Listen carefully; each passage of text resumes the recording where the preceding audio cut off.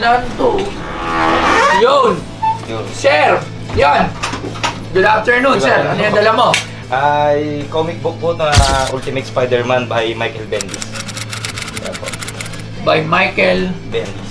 So yun, hindi ko siya kilala. Oo. Sorry. Ano yun? Ano pinag-iba niya sa ibang Spider-Man? Yung pala niya? Actually, wala po talaga akong idea dito eh. Sa tito ko po talaga to. Bali... Volume 1, Volume 2, Oo. Hanggang... Ay, hindi ko talaga bilang talaga. Volume 3. So lagay natin siya dito, sir. Yeah. So ito lang. I will help you with this. Thank you, thank you. Isang set ba to? May kulang siya, 3 yata. Kasi hindi na talaga daw mahanap yung 6. 12 yata, yan. 7. Ito ko. Wow, 9. Wow! Maganda to ha, maganda to, maganda to ha. Pero sayang kulang. Oo, kulang. Pero di ba, we could actually find that missing piece. So ano to? Public scrutiny ano to?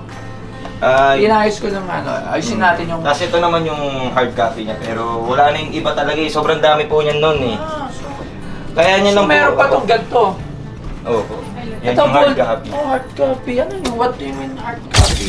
Parang ganito rin po siya, pero mas mataas lang po yung ano. Grabe. Yeah. Alright to ha. Alright to. So, 1, 2, 3, 4. Wala si 5, wala si 6. So, may 7, 8, 9, 10.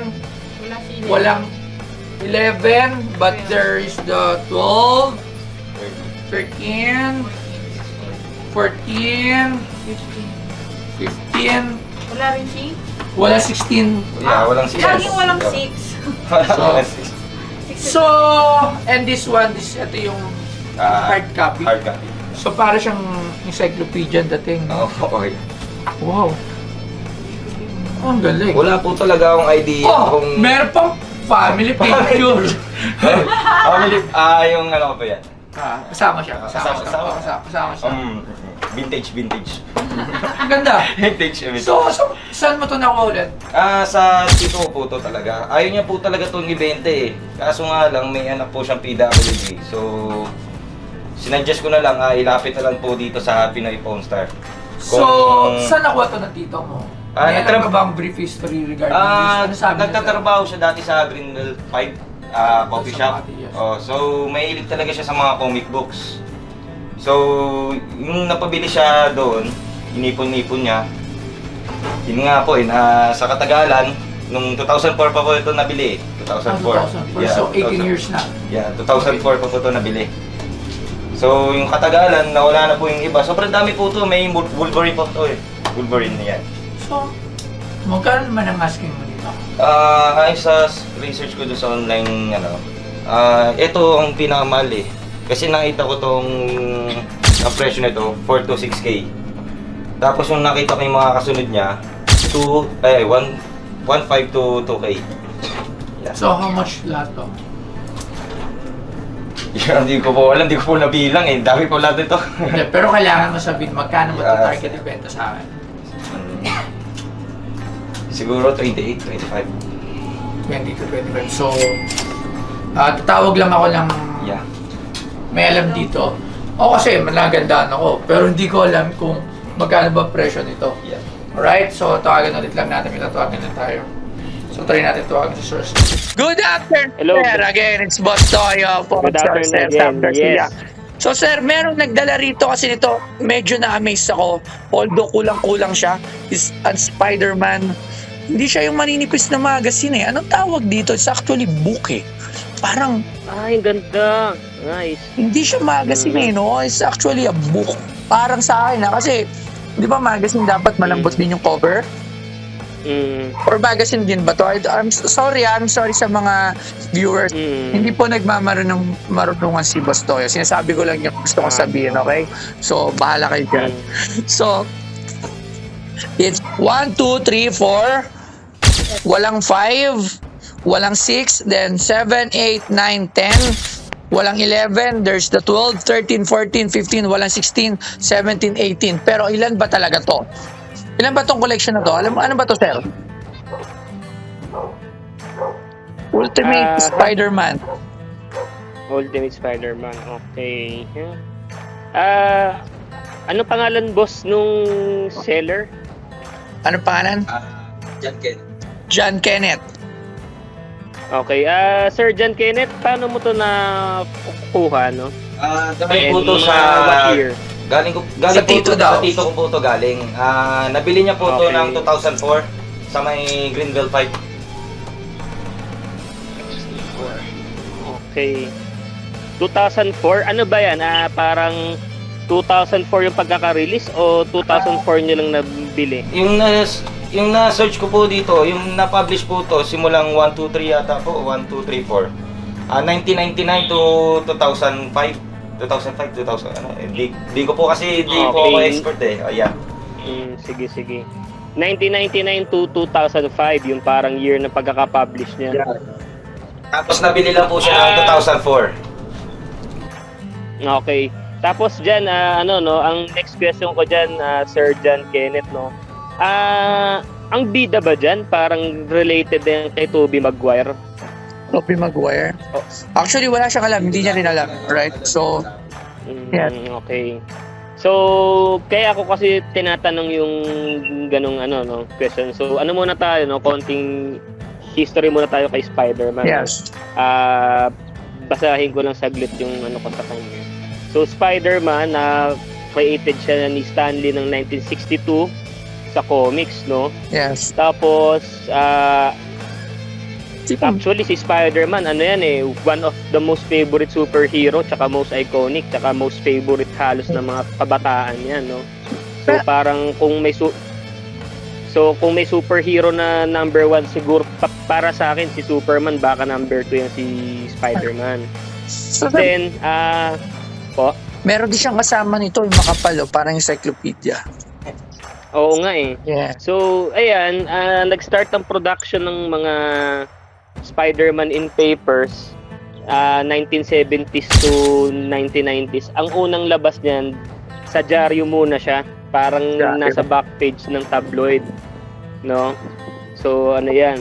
So, siya yung parang pinaka-comics. Ayun nga, up until 1970s, nagre-release na ng booklets or magazines para kay Spider-Man.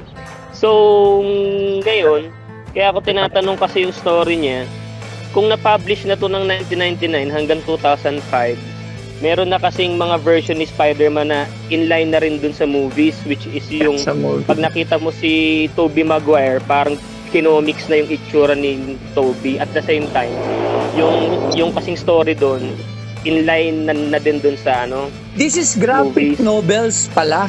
This is Spider-Man graphic novels. Sa Okay. cover. Graphic novels. So, ito yung series. So, ilan ba to? So, copyright is 2003 and 2004. So, dun siya ni-release with the same year. So, hanggang ilan kaya to? Yun din ang ko dyan, ang hindi ko alam. Kasi parang based pa doon sa mga, yung sa parang pinaka main headline niya doon sa picture, no? Parang siya parang hindi siya in sequence doon sa story. Parang Yes, sir. per volume, parang different subject siya. Kasi, ayun nga, yung sa mga Spider-Man fanatics, ang hinahanap nila parate, yung mga villain na kalaban ni Spider-Man na famous, which is sina Venom, sina Sandman, si Dito Lizard. si Sandman. May kumpleto ka sila dito. Ito, umangas. Meron ba? Yes. Pasilip na ako. Ito si Sandman, si Silver to, si... Si Paano to? Green Goblin nasaan? Ayun. Ay, hindi. Si Octopus to. Okay. Wala si Green Goblin. At Si Dr. Octopus. ito, may Fantastic Four pa. Ito, ang dami Okay. rin. Clone Saga. Ito, meron din si Pero I would love this in my shop. So, give me a short insight regarding this Spider-Man. He is asking around 25,000 to 28,000 for this collection. Total of 1, 2, 3, 4, 5, 6, 7, 8, 9, 10, 11, 12, 13, 14, 15, and 3 volumes of the Best of Spider-Man na parang encyclopedia. Hindi ko alam kung ano tawag dito. So, yung iba naman is maayos na condition, but there are, katulad nito, meron siyang, to, Kinabit na lang po. kinabit. So, ito isa hindi na. Pero still okay siya. So, sa tingin mo, Okay. as a collector, may knowledge sa comics or what? How much Okay. could I buy it from, sir? From boss? So, ang binibigay na price ni Sir Kenneth is 20 to 25, no? Yes, 25 Tama ba? actually. Wala na? 25 to 28. 25 to 28. Actually, yung ganung price na sinasabi ni Sir John Kenneth, meron pa kasing mas hybrid style niyang sa Spider-Man. Yung parang kasing laki na siya ng Time Magazine. At the same time, ang story niya, yung title is The Amazing Spider-Man. Kasi eto, The Ultimate Spider-Man. Yes. Mhm. So medyo etong dinala niya, parang nasa mid-level lang nun. Yung sa sinasabi kong The Amazing Spider-Man series, Yun ang mas yun yung mahal. hybrid nun. Alright. Na oo, yun siguro yung pwede sa ano yun, 20 to 28. Okay, so magkano tol? Give me some numbers Okay. that I could So actually buy this. eto, since maganda naman yung quality, pero binabayaran din natin yung syempre kung sino yung titingin, kompleto yung kwento, no? Kulang Ito yung siya. Ang lines dami rin niya, niya oh. kulang. It's not an actual set. Pero I would like to have this complete set. So, maybe I will not sell it. Then, So eto. kukumpletuin ko to. Okay to Sige. So, magkano sa tingin mo? So kung sa akin ito, bibilihin ko siya around 10,000 pesos to 18,000 pesos. Alright. Kaya ako umabot doon sa value ng 18,000 kasi may tatlo siyang parang solid booklets. Yes, Tama yes. ba? Alright. Parang yun yung pang-hybrid niya yun eh. So yun. Okay, sige. Alright. Salamat, Sir Sam. So, sa ulitin si Sir Sam. So, ako na bahala dito. So, Sir Sam, Okay. maraming salamat. Peace. Thank you. Ilan yung ano? Ha? Ang hirap. So, si Sir Sam, actually, based on what he's saying, hindi rin niya familiar dito. So, Pero parang, 22 pala to. Ha? 22. 22. So, magkano siya? Ito, research na may mag-research. Anong, magkano? 22. Nakita mo, 22 episode, magkano sa, ano? Iba-iba siya eh. Iba-iba yung presyo. Per piece ang presyo ngayon. Pero usually, magkano? Depende po sa anong year po na publish. Would you go for...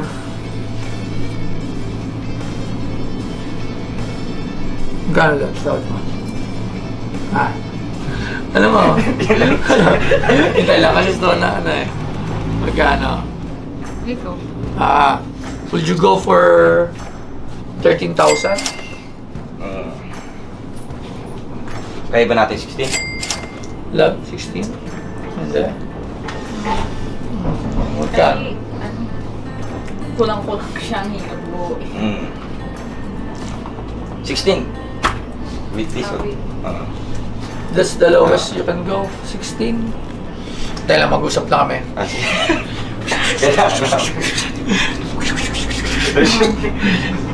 Ano? Magkano yung pinaalas na matatawad mo? 16 daw siya eh. So ikaw, pwede ka pa naman tumawad. Kung hindi, kung hindi tayo magkakasundo, pero hanggang magkano?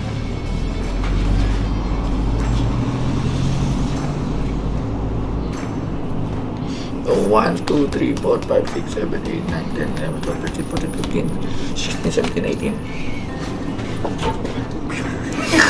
Hindi.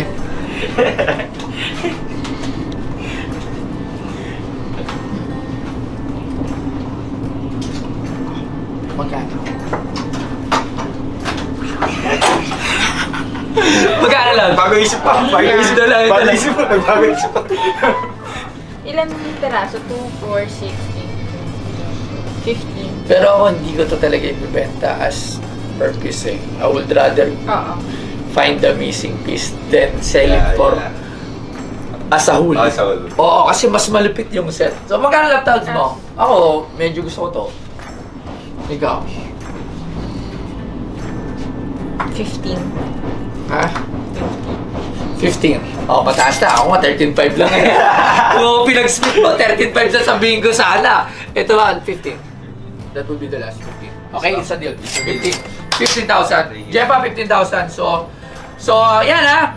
Binili ko to for 15,000. Bigyan nyo ako ng number 5, number 6, number 11, number 16, ano pa? Number 19, 20, 21, 22, at yung volume 1, Hard copy. 3. 1 and 3. 5 lang ba ito, Lags? 5. So yan, kung meron kayo nitong Ultimate Spider-Man, pumunta kayo sa shop ko at bibilin ko yan. para makompleto ang set na to. So maraming salamat sir. Kailangan natin ng pera. So syempre, tatabi na natin this one, volume 1. Wow. Tingnan nyo, ang lutong. Naitabi nila ng maayos. Oo, opo. Naitabi po talagang maayos. Ang problema kaya medyo nagusot-gusot kasi syempre yung anak niya mahilig magbuklat-buklat. Spider-Man. Okay na? So yun, sir, ito na, magbibilang na tayo. 1, 2, 3, 4, 5, 6, 7, 8, 9, 10, 11, 12, 13, 14, 15! Maraming salamat, sir. So maraming sa hope to, baka mamaya may makita pa si tito mo. Baka may alam siya ng balik mo dito, gusto ko ito makompleto. Maraming salamat, sir. So, ayos na ako. Thank you po. Salamat pong Star. Shoutout ko nga lang pala ang mga Taguig Dabar Cards and kay Bebe Arian Vasquez. Thank you.